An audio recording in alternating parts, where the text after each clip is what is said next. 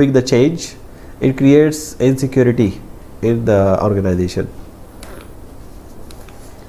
So normally the effective employee communications usually are management is supportive. Top and middle management is directly involved and responsible for communication, and normally the communication staff are well positioned, usually the close to the issues of strategic planning, usually the directors of communication who are actually going to communicate.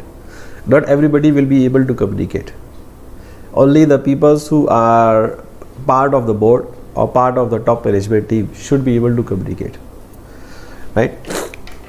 And it's reinforce the objectives to employees. Targeted employees are adapted to relevant audience. Targeted messages are adapted to the relevant audience but consistent. It can be different. One department will get one message, another department get another message, because their audiences are different, but the overall objective will remain in consistency with your organizational plan, whole plan. Okay. Communicate, use all appropriate media. So it can be face to face, print, electronic, or internal communication channels. You can put it on your internal websites, you can put it on, you can use memos, office memos, notice boards, one by one, meetings, right, or informal channels.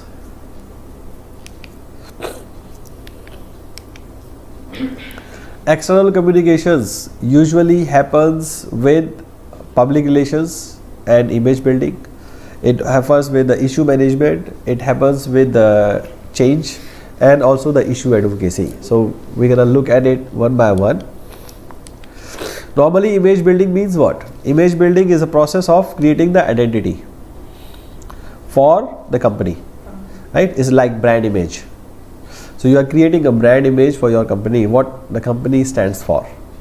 Usually you will see some advertisements where there is no message, no product to sell, just only message, right? By like Pepsi, Coke. Sometimes they do advertisement not to promote their particular product, just normal message, because they want to create a brand identity and they convey the mission, what they are up to, what they are doing actually.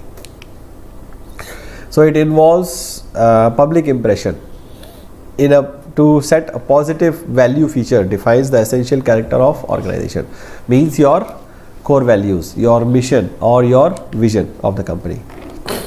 Okay. Changing a corporate image requires specific characteristics and behavior that are consistent with the image are being cultivated. So you cannot just continue to push the message when the company is actually not following it. If let's say the company is saying we are protecting the environment, we are environmental friendly company, so what the companies need to do in real?